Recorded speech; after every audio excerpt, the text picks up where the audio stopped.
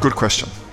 It's an interesting answer. And so I'm going to give you some easy stuff to think about, and then some more complex things to think about. And then hopefully I'm going to tie it up with an answer that kind of just makes sense. So here we are. Here we are on Amazon, where are we? .com.au. So I've done a search here, look for USB rechargeable keychain flashlight. And as you can see, there's heaps of people selling this particular product and heaps of different price points for it. Everything from $83 to $13 and all over the place. $60, $26. All over the place. All right, so what should you charge for your product? Clearly, hopefully it goes without saying, but let's just say it anyway. You want to price your product in such a way that you are hitting your margins. Now, that shouldn't be done at this stage of the game. If you are only just working out your margins when you're uploading your product into Seller Central, you are too late. Really, that shit should have been done when you were considering selling the product in the first place. You should have gone through the process of even just a very, very, back of a napkin business plan on how much you could buy the product for, what your expected Amazon fulfillment fees were, and commissions were to Amazon, and then what margin you wanted to make, and if all that could work given other people selling it, right? So if you're doing it right now and you're just like, I'm just about to load my product up onto Amazon, how much should I charge for it? You're actually too late. That shit needs to get done when you're figuring out if you should sell the product.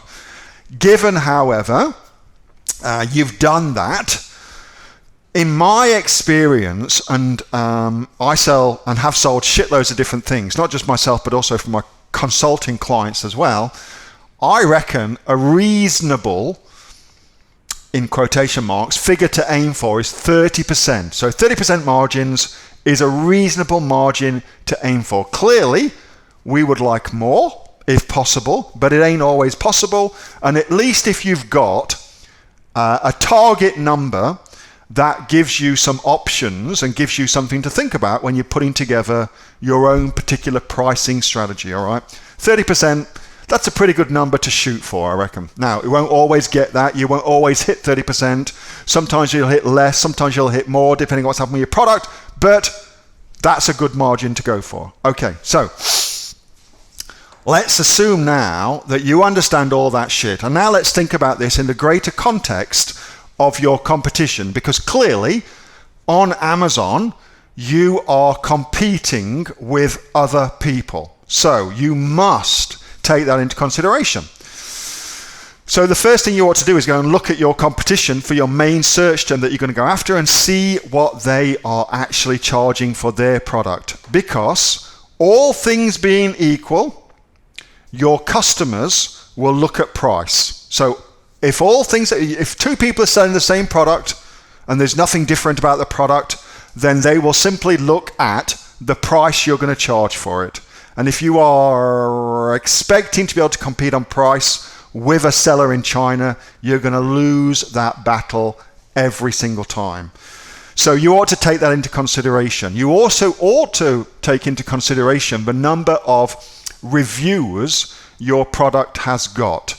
So one of the things I've updated in the Amazon SEO course is all about pricing strategies relative to launches and relative to reviews. And one of the things I kind of go into in a lot more detail than I'll do it here is the idea that when you launch your product on Amazon, your goal is to start getting some sales, so you can start getting some feedback, you can start getting some reviews, you can start getting some sales history, okay? So typically, you want to price your product aggressively for that, because if somebody like this one, for instance, if you are trying to compete here and you've got 17 reviews, which is probably, enough reviews in real terms, but if the one next to you for a similar product is this with 616 reviews and it's actually cheaper, then That's just difficult to compete with. That's just a difficult thing to compete with.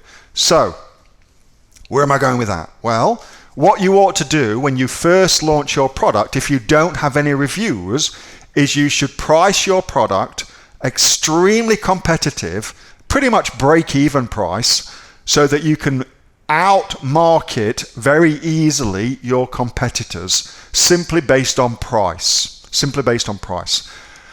That's a very, very interesting and new strategy, and there's a whole lot of other things that goes on the back of that to support that. But I think if you start with that notion, that's good to go to. All right, so let's take this a step further. Let's stay on this page. Let's just have a look. So $75, but clearly that's a sexy little number right there, okay? But that product is kind of similar to that product. It's kind of similar to that product.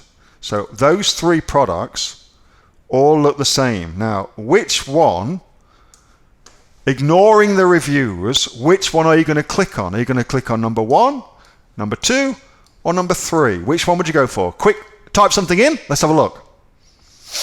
Number 1, number 2, number 3. Number 1, number 2, number 3. Here's number 1. Here's number 2. Here's number 3. Which one would you click on? Number 2, number 3, number 3, number 3, number 1, number 2. So there's two camps here. There's the people who have read a little bit further and are going, well, that's 550 lumens, which is a measure of the brightness of the flashlight. And this one is 300 lumens. So this, therefore, is the brighter flashlight, and therefore I would go after that. And then there's other people who are saying, well, I would click on this one, oops, because I'm getting a USB cable with it. So that brings us very, very neatly into two important things.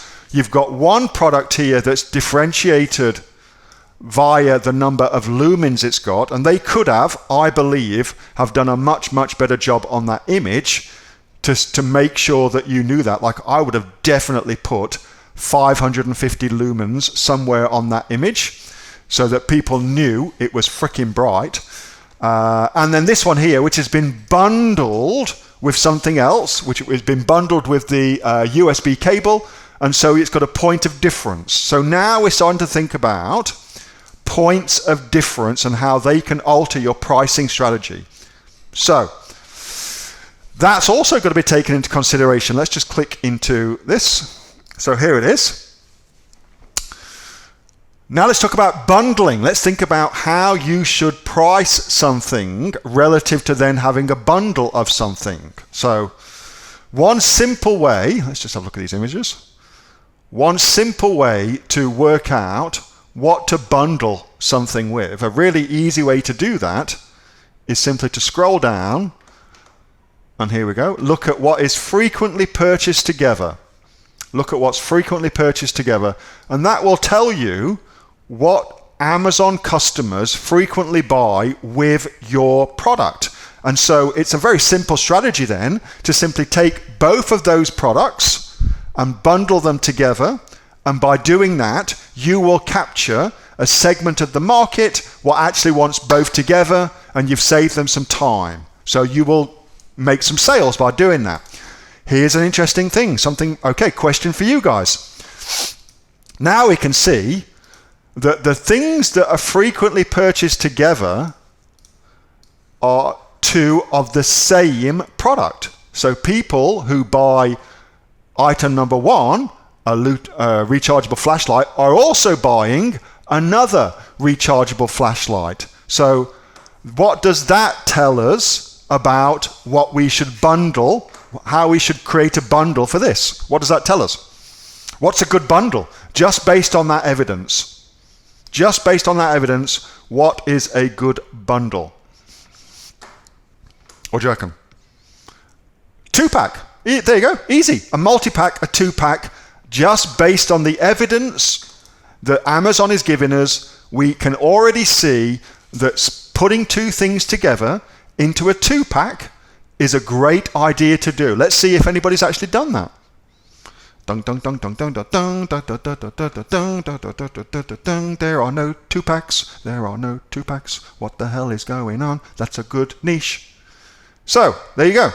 So if I was going to start selling USB rechargeable keychain flashlights, what I would do very simply is sell a bundle of 2, a multi-pack. That's all I would do, and I would instantly have a carved out a niche within the niche. That's all we're ever looking to do. We're looking to carve out niches within niches. All right, that's all we're looking to do. Dead easy. So I would definitely do that, and therefore that would then alter my price, and I could charge commensurately more for it or commensurately less for it, blah de blah de blah. Somebody's saying there is a 2-pack. Where is a 2-pack? That's not a 2-pack, is it? Parts Flicks, no. Where's this 2-pack? Unless I am blind as a bat. No, I can't see a 2-pack. Maybe you thought that was a 2-pack? Oh, it is a 2-pack. Let's just have a click in. 2-pack, fantastic. All right, so look how cheap that is. So how would you then differentiate your 2-pack from this 2-pack? LED, tactical, bright. So all you'd need to do here, notice the keywords they're going after. None of them is that, which is what we're going after. So all you would need to do to beat them is go after that search term. Given that's a good search term, of course, I've got no idea if it is. That's all you'd need to do. You'd need to put that in the title and you would instantly beat them out. That's easy. That's a piece of piss. Or you could get different lumens, blah de blah de blah. Anything like that. Anything like that. But that gives you some ideas on pricing strategies, and also by putting together decent bundles and differentiating your product properly, how you can get out of the market whereby you're competing apples with apples, 2 products against each other. How can you get out of that market? Like those 2 products, for instance, how can you get out of those 2 products competing for it? Well, that's by being a smart marketer. And that's as simple as that to do.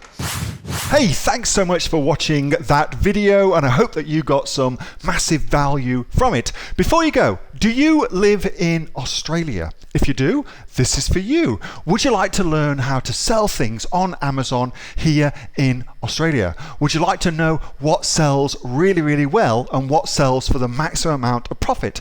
Would you like to know where you can source those products from, whether that be in China or here in Australia, and how to source them so you pay bottom dollar and get maximum value for what you're doing? If you do, please subscribe to my channel and like this video, and you'll learn that and much more. It's the exact same information that people like Jeff from New South Wales have used to make $45,000 a month on Amazon, that Sue, who's from the sunny coast, has used to purchase herself a brand spankly BMW every single year as a result of her e-commerce business, and the lovely Kate from Bowral in New South Wales has used to make $32,000 a year on, a month, not a year, a month on Amazon, and indeed Anthony, who makes $15,000 a month on Amazon, selling, as he puts it, odds and sods. If you'd like to learn the exact same information that they use to maximize their profits for their Amazon businesses, subscribe to this video, like my channel, post below if you want me to teach you something. Okay, I'm out of here. Speak to you soon. Bye. Subscribe. Do it now.